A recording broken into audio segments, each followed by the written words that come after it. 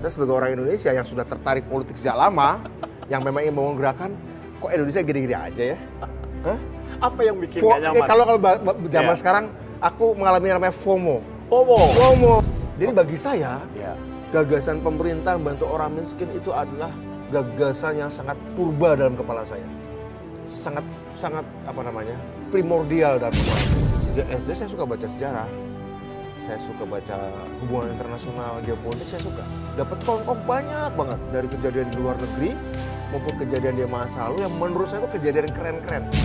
Tapi sebenarnya saya sudah ikut kampanye PDI itu tahun 82, umur 12 tahun, belum boleh 12 sih. Ya. Tapi emang dari dulu emang saya suka berpolitik, saya suka peristiwa politik. Kalau saya mau banteng kenapa gitu kayak? Harusnya di rumah saya dipasang banteng dong, jangan cuma Golkar atau pasang P3, gak kabah lah. Kalau saya cenderungnya banteng waktu itu kan. Pak Prabowo membawa mimpi masa lalu saya, yang saya jaga, yang saya lindungi dengan nyawa saya.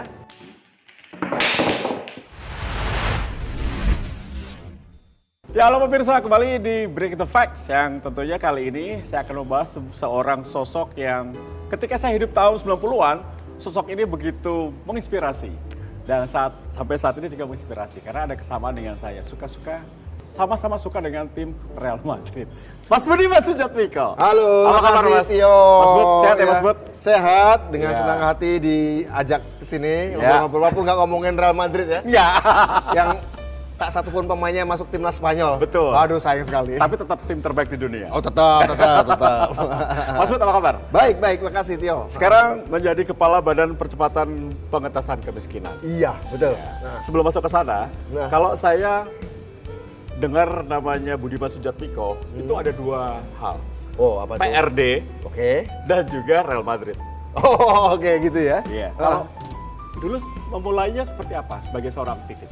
Memulai yang aktivis. PRD-nya, Aktivis dulu. Aktivis ya.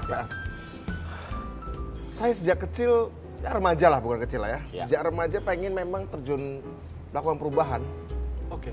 Sejak kelas 1 SMP. Sejak kelas 1 SMP saya sudah berpikir gimana Indonesia menjadi demokratis. Oke. Tahun berapa ya? Tahun 83 mungkin. Ya. Waktu itu barusan pemilu 82, 83. Saya kelas 1 SMP di Bogor waktu itu. Saya waktu itu sudah berpikir bagaimana saya ingin satu saat melakukan perubahan di Indonesia. Tahun 83. Nah, artinya ya cita-cita saya suatu saat saya ingin membangun gerakan. Begitu cita-cita saya. Dan kuliah di Jogja. Kuliah di Jogja ya. Kemudian aktif di sana. PRD. Bikin PRD. Apa yang memulai hal itu, Mas? Ya memulai hal itu sebenarnya tahun waktu itu 90. Kalau di kuliah di Jogja 89, tapi bikin PRD-nya kan tahun 94.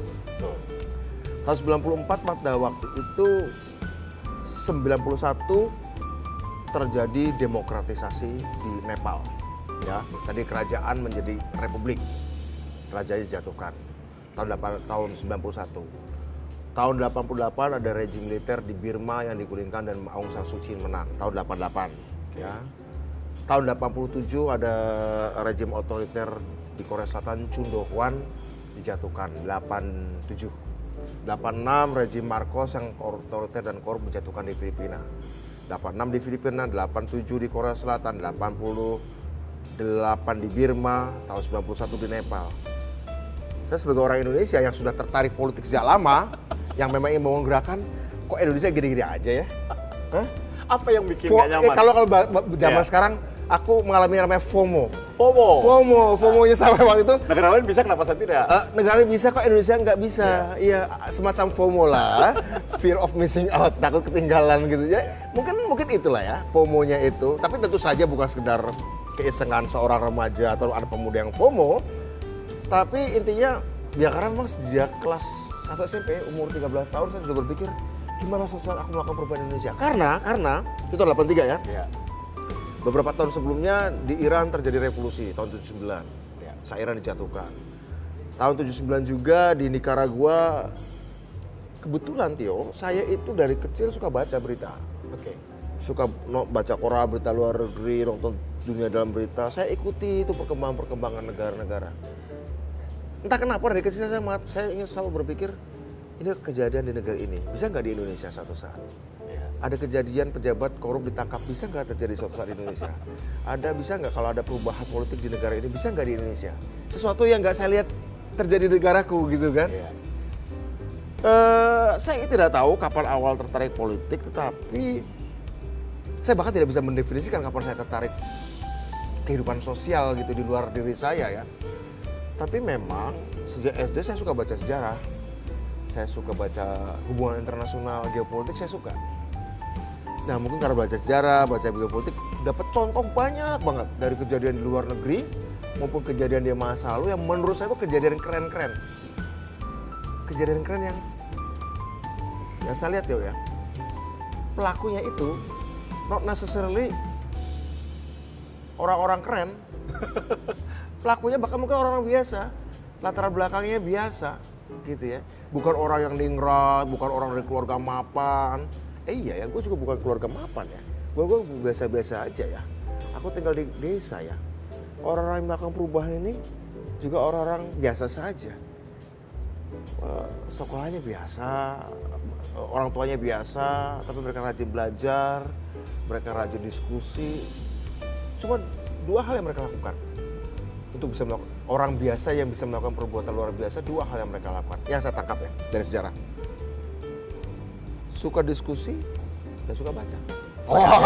Enggak lah, bukan saya mereka. Ini semakin panas pertanyaannya. Kita main sambil main biliar maksudnya. Ya, itu kalau tadi kita bahas mengenai dari kecil memang sudah menyukai banteng. Oh iya. Sejak kapan Mas Bud terjun ke partai?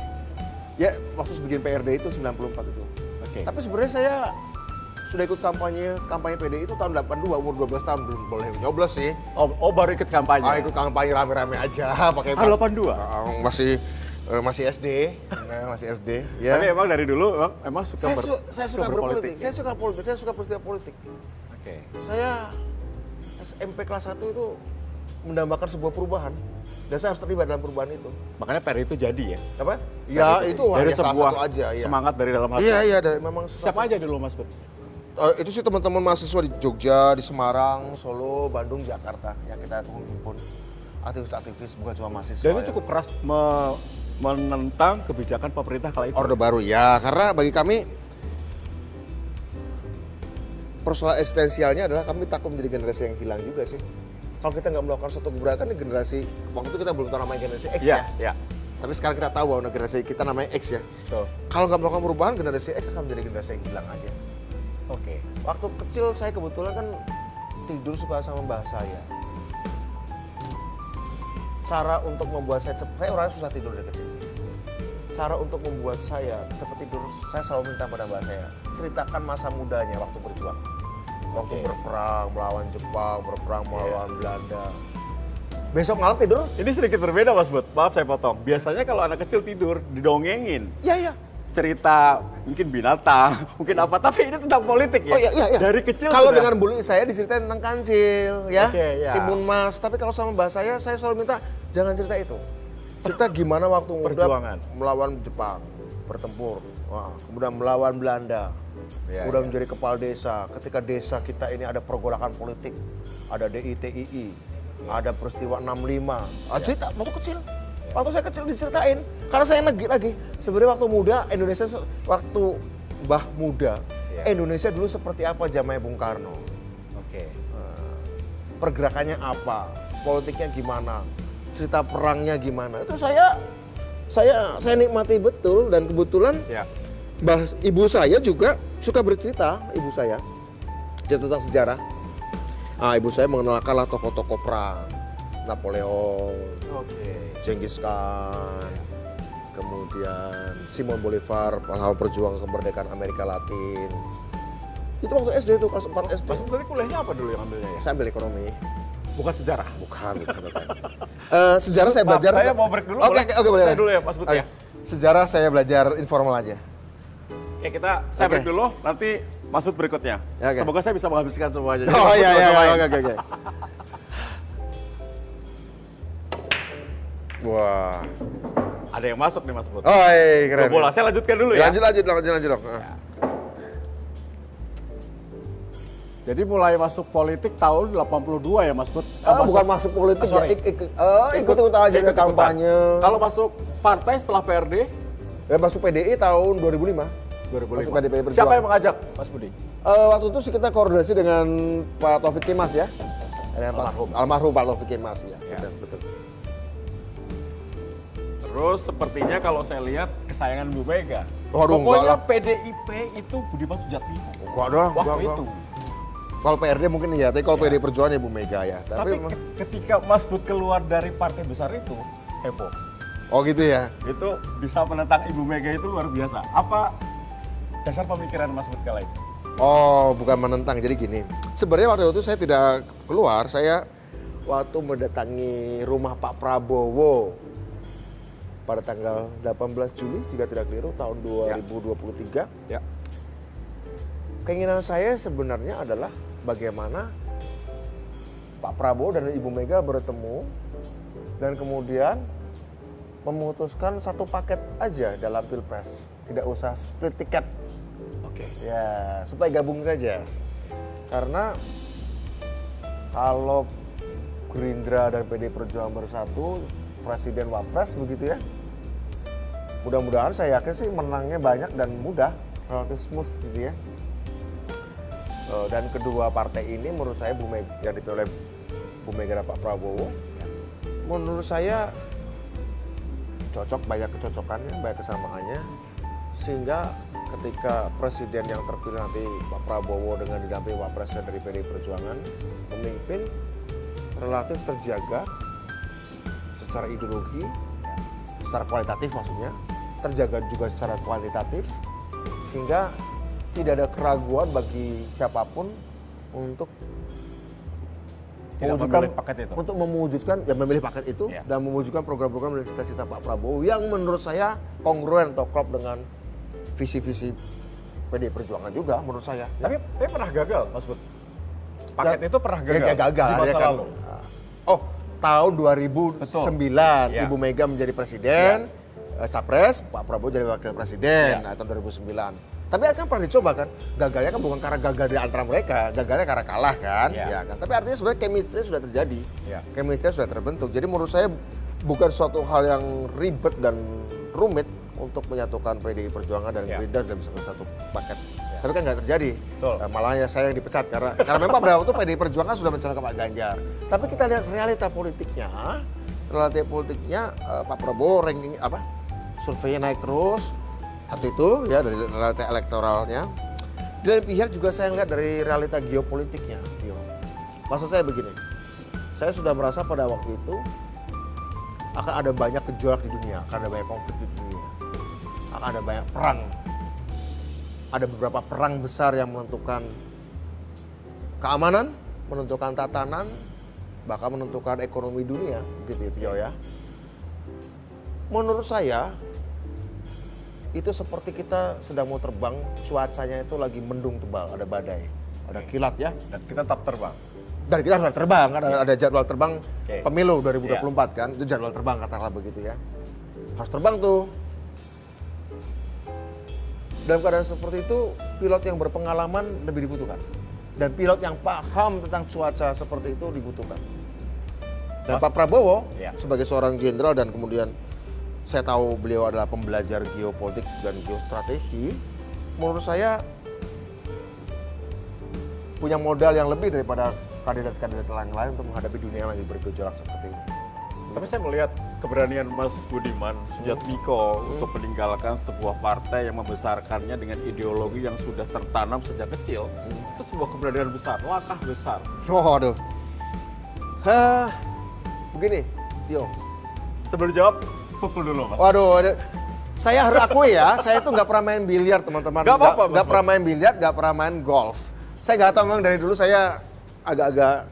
Saya main bola. Oh main bola main bola iya. Pokoknya yang gabrus-gabrusan skill lah, keras itu saya suka tuh. Secara aktivis kita sudah tidak bisa pungkiri, tapi kalau bisa masuk bola 2 atau bola 9, bola 2 Mas Bud. Jangan. Ini luar biasa. Jangan saya kasih tantangan saya agak-agak ini. Saya kasih tantangan, saya dikasih tantangan yang lain aja. Nih saya baru pertama loh ini. Nggak apa-apa Mas Bud. Coba mana? Pokoknya bola 2 Mas Bud. Gitu ya? Ya, Wow. arahkan bola 2. Aduh, nggak bisa. Ya udah, nggak apa-apa lah. Nah, ini tidak kena ini apakah salah satu hal perjudian juga dalam tanda kutip ketika Mas keluar dari partai besar, meninggalkan sosok yang bisa dikatakan seorang ibu bagi Mas Bud dan berpindah ke sisi lain. Apakah itu sebuah langkah besar politik dari Mas? Saya pikir ketika saya tidak di PDI Perjuangan, Ya. saya kira itu cuma masalah administratif, tapi dari values-nya, nilai-nilai ideologisnya menurut saya, karena begini Tio, ini mungkin baru saya katakan. Bagi saya, Bu Mega adalah guru, selain pemimpin ya, Ya. guru yang membantu saya melihat jernih ke masa lalu.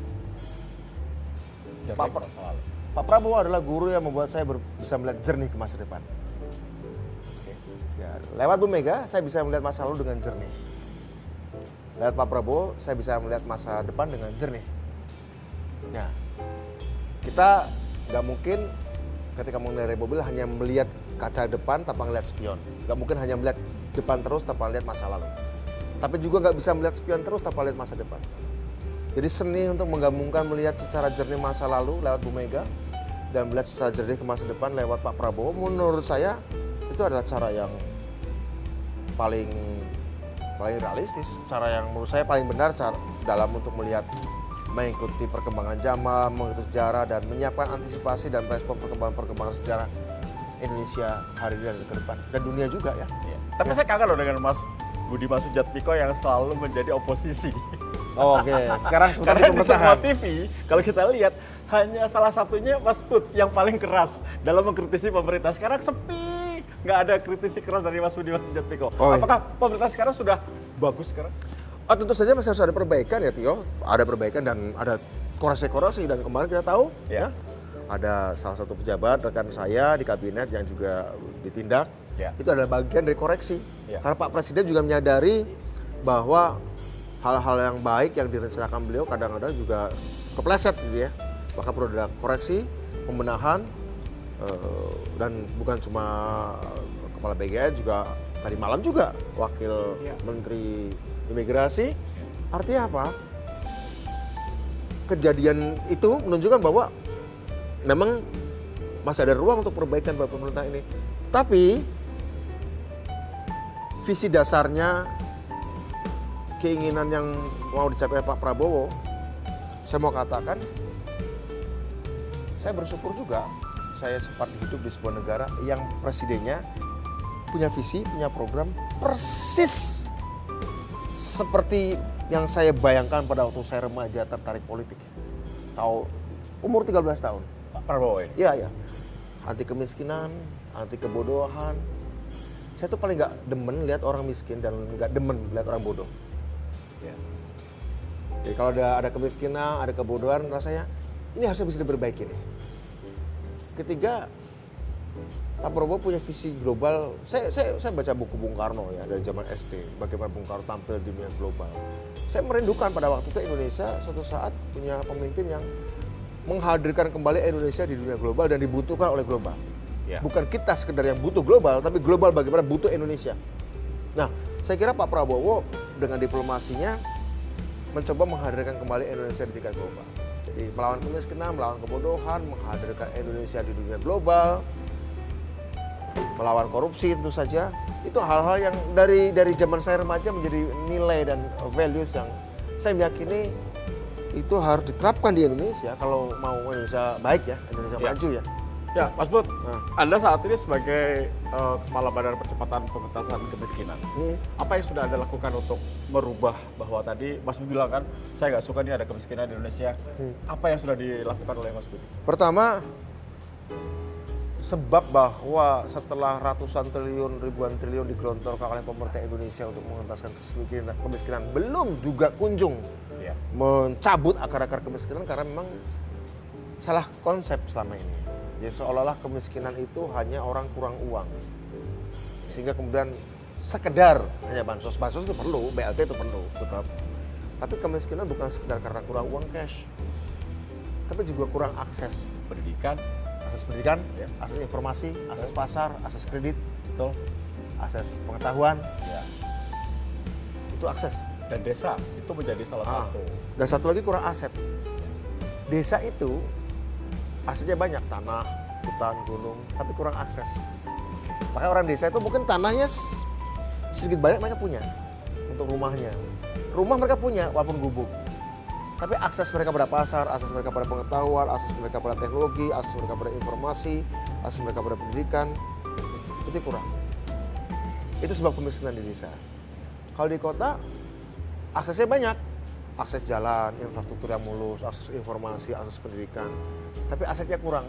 Sehingga orang miskin kadang-kadang rumahnya ngontrak, ya pinggir jalan. Nah, ini soal-soal ini yang kemudian coba kita benahin dan kami susun dalam buku rencana induk percepatan pengentasan kemiskinan yang sedang diproses untuk menjadi peraturan presiden.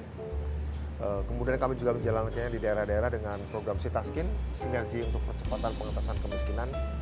Kita mengajak beberapa kementerian turun bareng, 14 kementerian, 20 kementerian ke kabupaten-kabupaten, ke kota-kota turun bareng untuk mensinergikan program mereka di bawah. Gitu. Ya. Tapi saya lihat MBG ini banyak mendapatkan kritisi dari masyarakat. Saya nggak bicara pengamat politik ya, Mas Bud, ini masyarakat. Dan kemarin juga sudah ada KPK, mantan ketua MBG, BGN. Kejaksaan Agung. Betul, Kejaksaan Agung, BGN. Itu apakah akan mempersulit program Mas Bud untuk bisa juga mengatasi kemiskinan? Ya kok korupsi atas program baik apapun pasti akan menyebabkan program baik itu tidak mencapai tujuan baiknya, ya kan?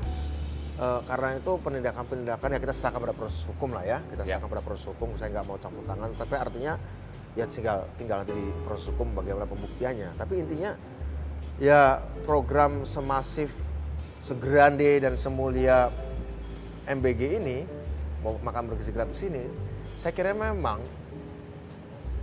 selalu menggoda untuk orang mengkorupsi, selalu menggoda untuk itu. Tapi untuk Mas Bud harus dilanjutkan terus. Tapi harus dilanjutkan, karena apa?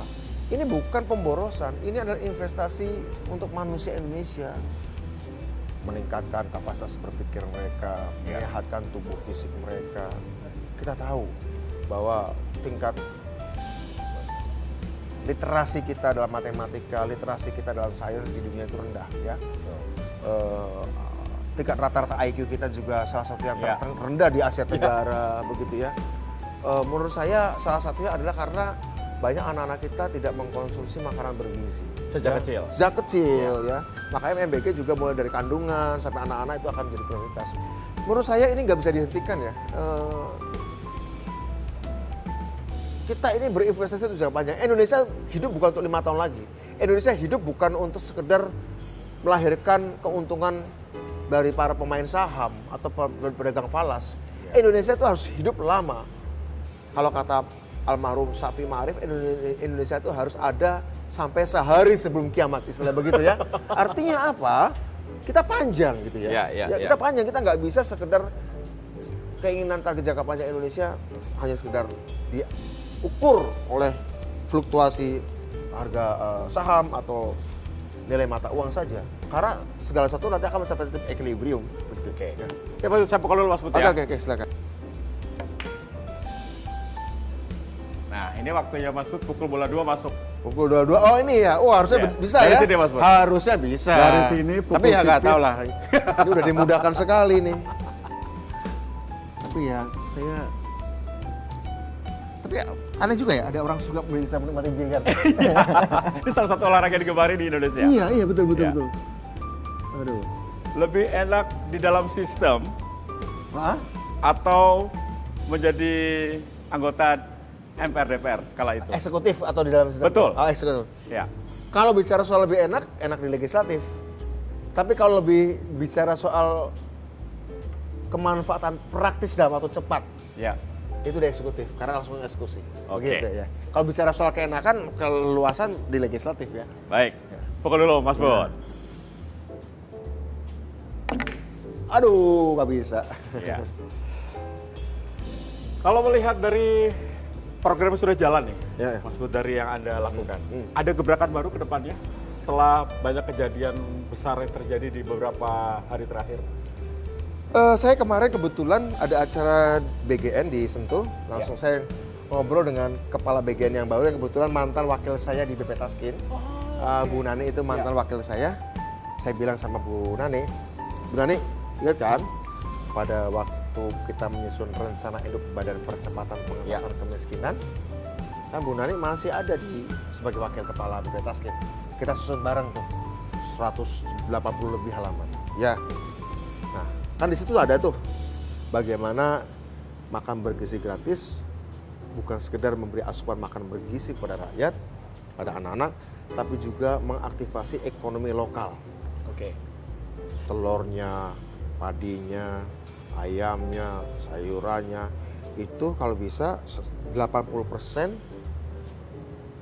bergantung di provinsinya. Bisa di sebuah provinsi, 80% pasokan bagi makan bergizi gratis diambil dari provinsinya sendiri begitu. Ya. Ingat kan? Oh iya, ingat. Nah, artinya kita Bu Nani sekarang sudah jadi kepala BGN, ya tinggal kita eksekusi aja gitu. Artinya ya udah tahu kan konsepnya, karena Bu Nani kan ikut menyusun. Nah kebetulan wakil kepala BGN yang baru, Pak Trenggono, juga sebelumnya adalah wakil kepala Agrinas yang ngurusin koperasi Desa Merah Putih. Artinya Pak Trenggono sudah bertahun lama ini ngurusin bagian supply side, rantai pasok. Sementara sekarang di BGN ngurusin demand side, permintaannya. Ya tinggal disambungkan saja antara koperasi-koperasi Desa Merah Putih dengan dapur-dapur MBG, SPPG, tinggal disambungkan aja rantai pasok untuk memasok telur, ayam. Tentu saja dari petani-petani setempat diserap di koperasi, kemudian dijual lah ke SPPG itu. Jadi mudah-mudahan karena Bu Nani kebetulan juga ikut merumuskan rencana induk pada waktu sama-sama di BPT Taskin, jadi saya pikir bukan hal yang asing bagi Bu Kepala BGN yang baru untuk segera menerapkan di lapangan. Saya kira berarti itu lebih optimis ya? Lebih optimis, artinya aspek suplai, aspek pasokannya sudah terjaga, ya. Karena di SPBG sendiri menghasilkan lapangan kerja, ya.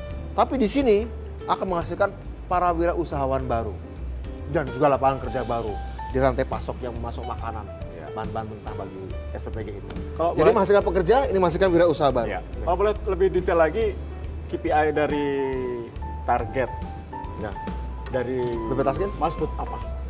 Di 2026 kita berharap 2 juta lebih mereka yang ada sebagai masyarakat miskin ekstrim 0% di 2026. 0%? Miskin ekstrim. Miskin ekstrim. Okay. Miskin ekstrim. Apa itu?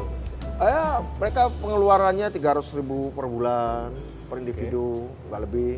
Kemudian mereka nggak punya listrik segala macam. Bahwa betul ekstrim betul kan? Itu kalau harus 0%. Itu target dari Presiden. Untuk 2029 ya kita berharap miskin relatifnya 4,5% atau 5%. Oke. Ya. Tapi miskin kalau relatifnya saat ini Mas Bud, tadi Mas Bud bilang Ibu Mega itu adalah guru di masa lalu. Guru untuk melihat masa lalu. Bukan guru di masa lalu, guru untuk melihat masa lalu dengan jernih. Sedangkan Pak Prabowo adalah guru artinya masa sejarah depan. masa lalu. Masa depan Indonesia akan lebih bagus meskipun sekarang dolar sudah 18.000 Mas Bud. Anda melihat program-program yang tadi Anda jabarkan apakah bisa berjalan mengentaskan kemiskinan yang real, kemiskinan untuk Indonesia? Ya, saya kira dinamika dolar itu bukan pada soal angkanya, tapi pada soal eksponensialitasnya. Ya. 15, 16, 17 itu tentu harus kita manage ya. Ya.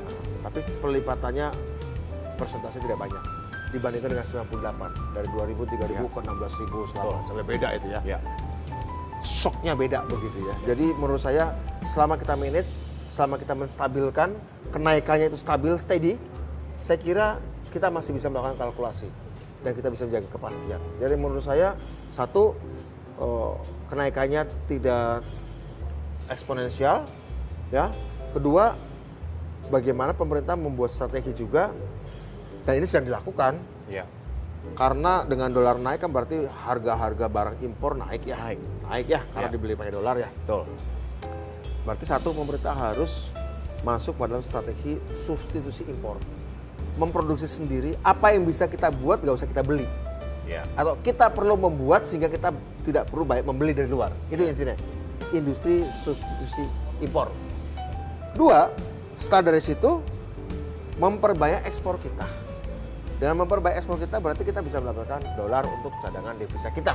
Dolar sebagai reward yang kita dapat, hadiah yang kita dapat, hadiah ya, tapi hasil yang kita dapat karena kita mengekspor kita, barang-barang kita.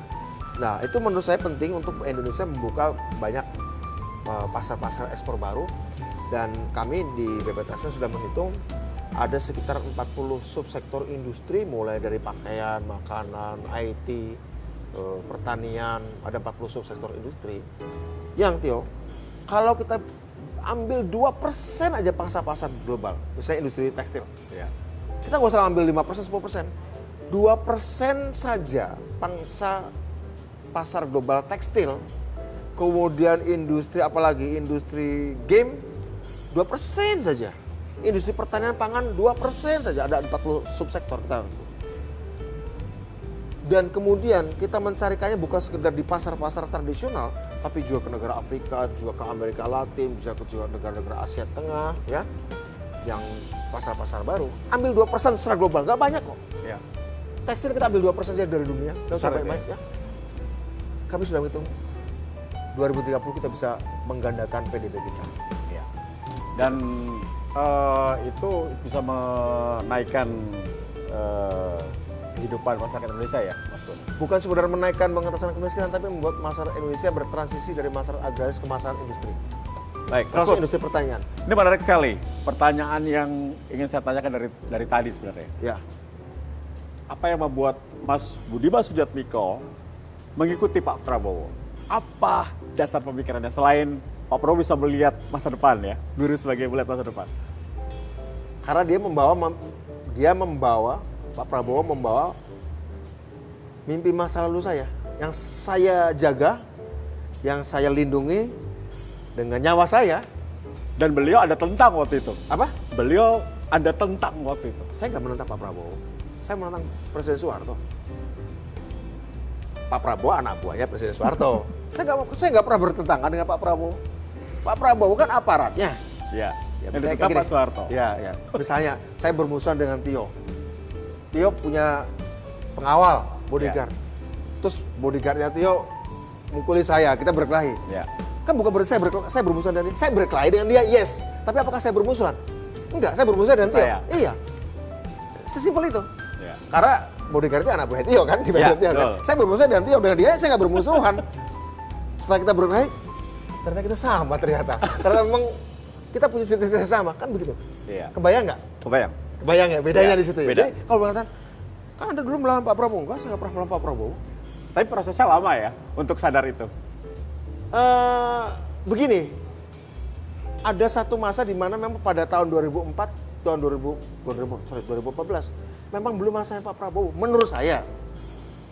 Pada waktu itu Indonesia butuh presiden yang tidak membawa gagasan besar dan artikulatif secara narasi, tapi yang drosor kalau bahasa Jawa itu belusukan lah, drosor, nyapa. Ya.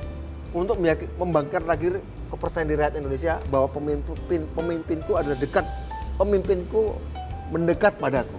Rakyat. Makanya dulu adalah Jokowi adalah kita. Jokowi adalah wajah rakyat apa adanya. Pada tahun 2014, secara psikologis Indonesia butuh pemimpin seperti itu. Pernah ditegur Pak Prabowo? Apa? Pernah ditegur? Ditegur apa ya? Belum pernah. Misalnya. Oh, ditegur nih, nggak Ditegur. pakai kaos kaki. Oh, gitu. Nggak pakai kaos kaki. Nah, Iya. tahun 2024 kita butuh pemimpin yang bukan glosor, bukan pemimpin yang turun menyapa rakyat di bawah, tapi pemimpin yang ngangkat rakyat naik ke atas. Beda. Bukan belusukan. Bukan pemimpinnya turun ke bawah menyapa rakyat. Ya. Itu kebutuhan 2014.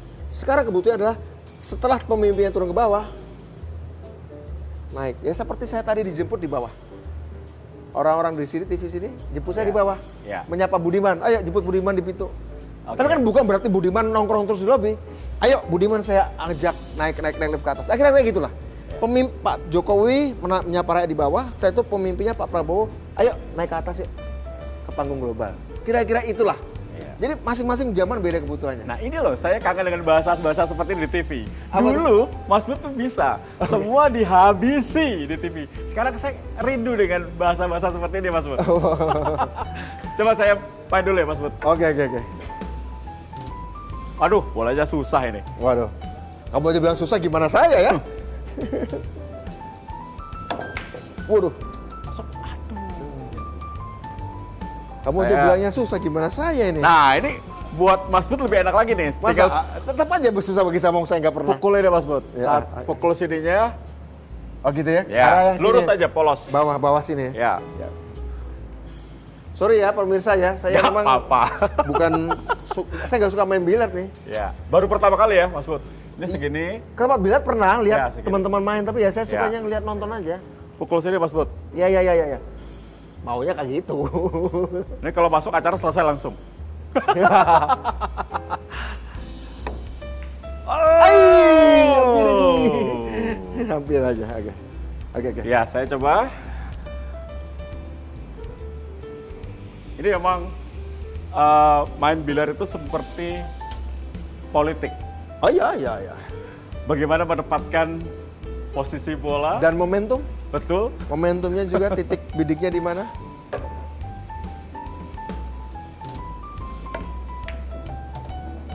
Berikutnya adalah bola 4.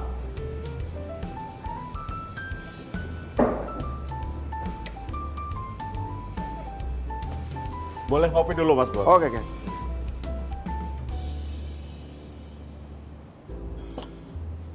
Aduh. Jauh. Ya, ini kesempatan Anda lagi untuk bisa masukkan bola 4. Saya. Kemana? Ya. Oh, kamu masih? Enggak, Mas Bud, dari sini. Ke sini? Ya. Oke. Bola- Oh, ke sana ya? Ya, lubang tengah. Ini salah satu olahraga yang disukai di Indonesia ya? Olahraga disukai di Indonesia. Oke. Makanya Break the Facts juga salah satu acara yang ditunggu pemerintah Indonesia. Apalagi bintang tamunya Budiman Sujatmiko. Waduh, yang nggak bisa biliar sayangnya.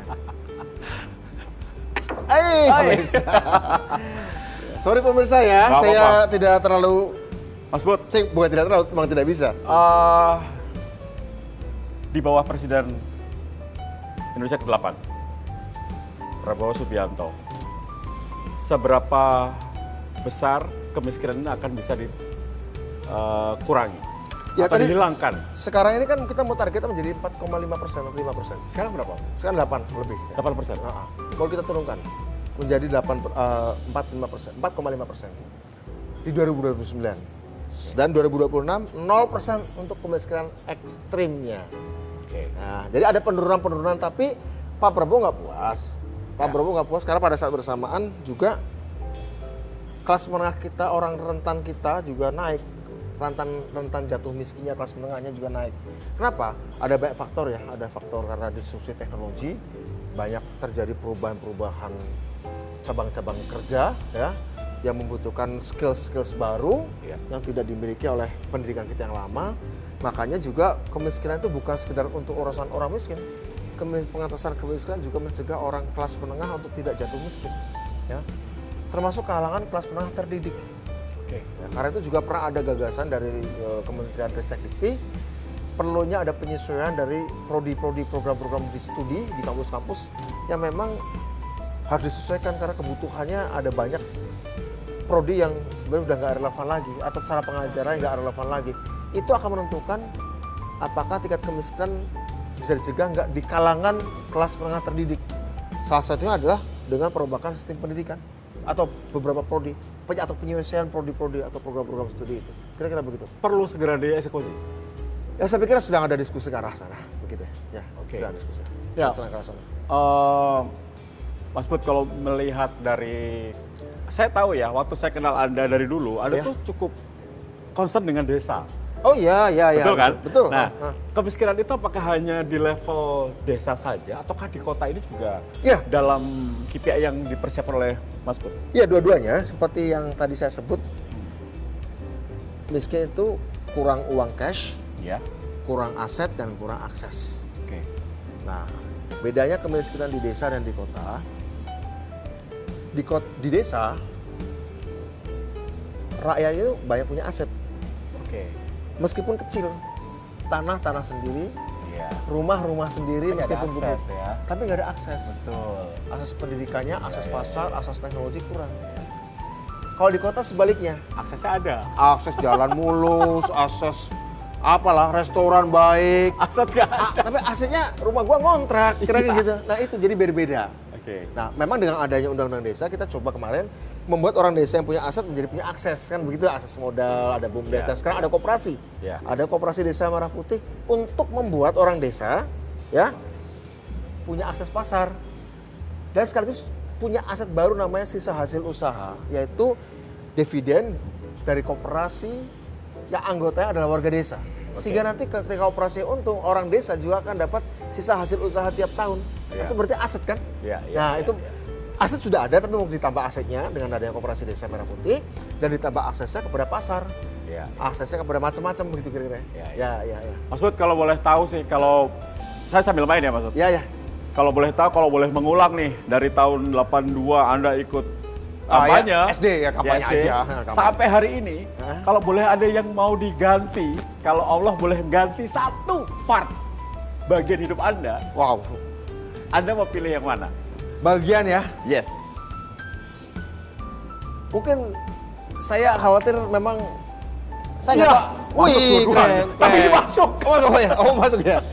Oke, sambil Apa? dijawab Mas Bud. Mungkin kalau dasar bukan satu bagian ya. Ini ada melintas Ya. banyak. Saya mungkin jangan terlalu serius hidup waktu itu. Sehingga saya nggak pernah main biliar. Kalau main bola iya, Di tahun berapa ya Anda bilang serius itu? sejak lulus SD. Dari SD serius? Sejak SD mungkin saya udah serius juga saya.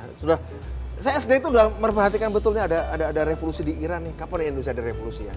Serius, Mas Bud? Serius. Di Nicaragua ada diktator yang digulingkan namanya Anastasio Somoza tahun 79. Saya SD itu masih mikir main kelereng, lari-lari. Iya, saya main kelereng juga, tapi kadang-kadang ketika sambil main kelereng, saya ke rumah baca koran, terus nonton berita sampai malam di dalam berita, oh ada revolusi di Nicaragua ya.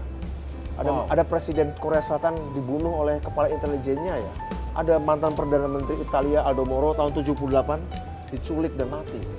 Ada perang di Libanon. Saya nonton dan saya perhatikan, saya pikirin betul itu. Saya pikirin betul itu. Oh, dunia kayak gini ya. Tanpa saya harus, saya nggak kehilangan momentum saya main bola, mandi di kali, enggak. Mandi di kali, kemudian naksir cewek, enggak, tidak menghilangkan itu. Tapi saya pikir, mungkin gara-gara terlalu itu saya juga paling banter cuma naksir cewek, nggak pernah pacaran. Kala itu. Sampai saya masuk penjara nggak pernah pacaran saya.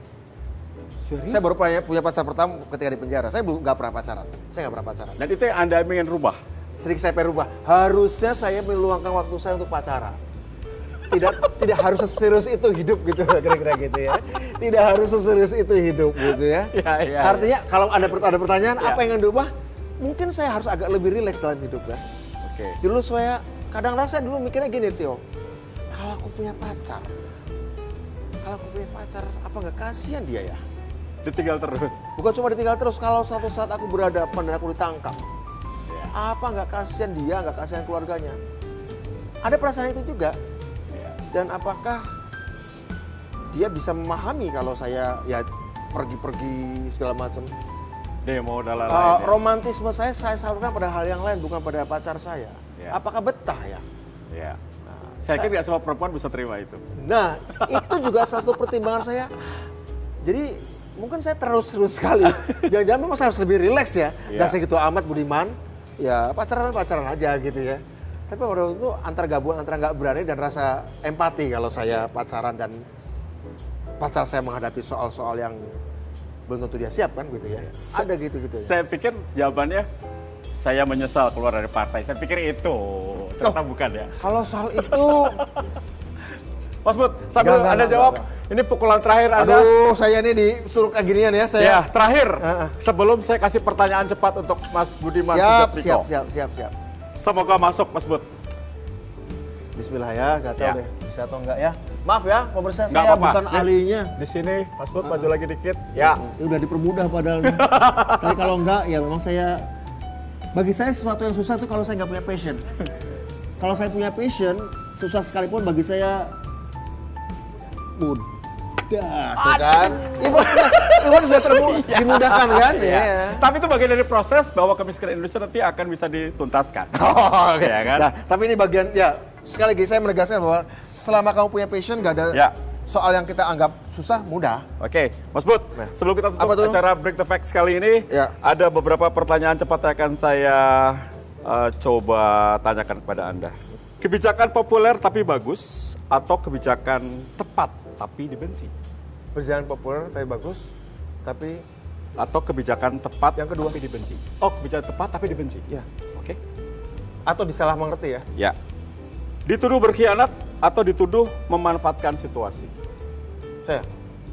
Saya lebih suka dituduh memanfaatkan situasi daripada berkhianat. Anda bukan tipe pengkhianat. Apa? Anda bukan tipe pengkhianat. Oh enggak, saya enggak suka pengkhianat. Bagi saya peluang terus dimanfaatkan untuk tujuan baik ya. Baik. Politik itu seni kompromi atau seni bertahan hidup? Seni kompromi. Lionel Messi atau Cristiano Ronaldo? Lionel Messi meskipun saya Real Madrid. Serius? Iya, walaupun saya Madridista tapi saya suka Lionel Messi karena hidupnya nggak terlalu macem-macem gitu. Terakhir, Megawati atau Prabowo? Saya udah jawab tadi ya. Untuk melihat masa lalu dengan jernih, Satu jawaban? oh ya hari ini Prabowo untuk masa depan. Terima kasih. Ya. Mas Budiman Sujatmiko, sukses terus. Oke. Dan kita akan terus dukung apa yang hal-hal baik yang Anda lakukan untuk negeri ini. Terima kasih Tio Terima kasih. atas wawancaranya. Iya. Ya oke dan main biliarnya sorry saya tidak bisa mengimbangi dengan baik. It's okay. Terima kasih pemirsa, itulah Break the Fact kali ini. Dan kita sudah bahas bagaimana sisi lain dari Budiman Sujatmiko. Oke. Sampai jumpa di lain kesempatan. Oke.